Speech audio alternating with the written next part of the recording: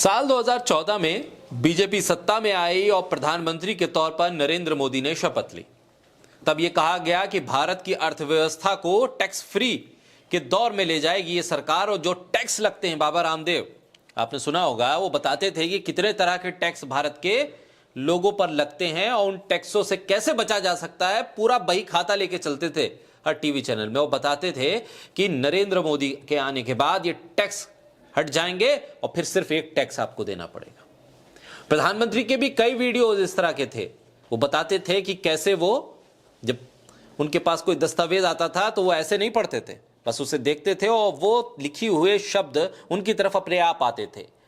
क्या टेक्नोलॉजी थी प्रधानमंत्री बनने से पहले नरेंद्र मोदी के पास। अभी प्रधानमंत्री बनने के बाद जब बिल गेट्स से उनकी मुलाकात हुई तो वो बताने लगे कि भारत में तो एआई बहुत पुराना है, आप लोगों के यहाँ एआई नया नया होगा, हमारे यहाँ तो पैदा हुआ बच्चा भी एआई कहता है। इस तरह की तमाम चीजें थी। लोगों को लगा था कि अर्थव्यवस्था के तो वारे के न्यारे हो जाएंगे और अब भारत की अर्थव्यवस्था को कोई रोक नहीं सकता। लेकिन साल 2024 में आखिर के 2-3 महीनों में भारतीय शेयर बाजार में उठापटक शुरू हो गई। यूं तो उठापटक कई बार हुई है, लेकिन इस बार जब एक और बार प्रधानमंत्री के तौर पर शपथ ले ली, फिर साल 2024 बहुत महत्वपूर्ण। और इसमें भी शेयर बाजार ने यह बता दिया कि अर्थव्यवस्था को लेकर अभी बहुत कुछ इलाज करना बाकी है जो हो नहीं पा रहा है। या तो डॉक्टर सही नहीं है अर्थव्यवस्था के इलाज करने के लिए, या फिर जो दवा दी जा रही है वह अच्छी दवा नहीं। 26 सितंबर 2024 को सेंसेक्स 85,836 की ऊंचाई पर था, जो हाल में टूटते टूटते ये ऊंचाई 75,000 के आंकड़े के आसपास जाकर रुक गई। नए साल में दलाल स्ट्रीट पर जो कब्जा था वो बिकवाली का हो गया। विदेशी पोर्टफोलियो निवेशक यानी एफपीआई का शेयर बेचकर निकालने का सिलसिला जारी हो गया। जनवरी में अभी तक एफपीआई ने 69,000 करोड़ रुपए की बिकवाली की है। हालांकि घरेलू संस्थागत निवेशक यानी म्यूचुअल फंड में इस दौर में 67,000 करोड़ रुपए की खरीदारी कर बाजार को काफी सहारा दिया है। अगर म्यूचुअल फंड का सहारा नहीं होता तो बाजार और भी नीचे चला जाता। हालांकि बाजार में चौतरफा बिकवाली है, लेकिन सबसे ज्यादा गिरावट छोटे और मझोले शेयरों यानी मिड कैप और स्मॉल कैप में है। पिछले कुछ समय में भारत में आर्थिक स्थितियां बदली हैं। निजी एजेंसियों ने ही नहीं, भारत सरकार और रिजर्व बैंक ने जीडीपी ग्रोथ अनुमान घटाए हैं।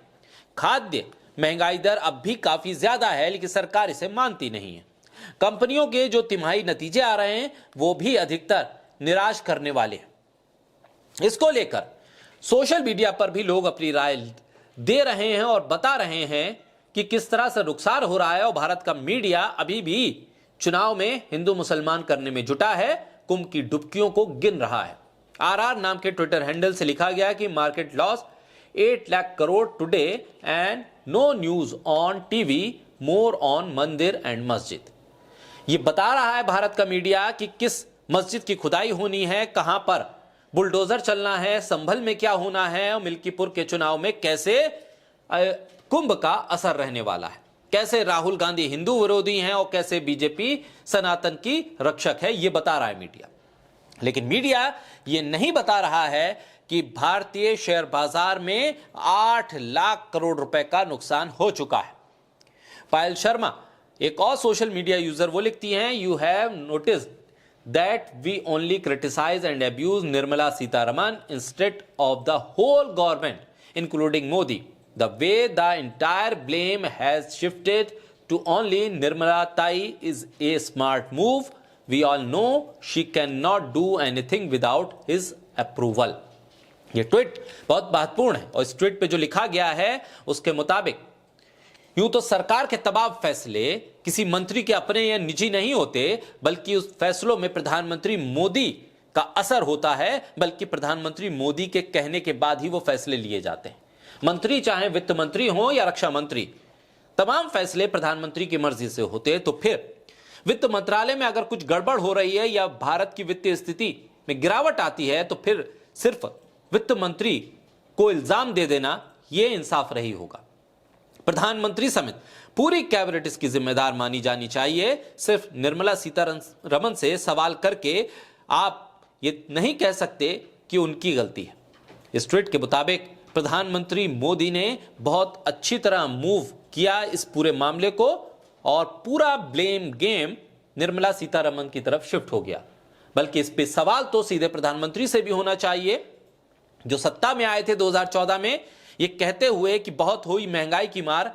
अब की बार मोदी सरकार, लेकिन महंगाई की मार भी कम नहीं हुई, शेयर बाजार टूटता जा रहा है, छोटे और मझोले जो निवेशक हैं उनको नुकसान हो रहा है। और ऐसे में सवाल यह है कि एआई से लेकर कागज के शब्दों को उभार कर अपने दिलो दिमाग में बसा लेने वाले प्रधानमंत्री, बादल देखकर रडार को चकमा देने वाले प्रधानमंत्री शेयर बाजार के हालात को क्यों नहीं भांप पाते हैं, भारत की अर्थव्यवस्था को क्यों नहीं सुधार पाते।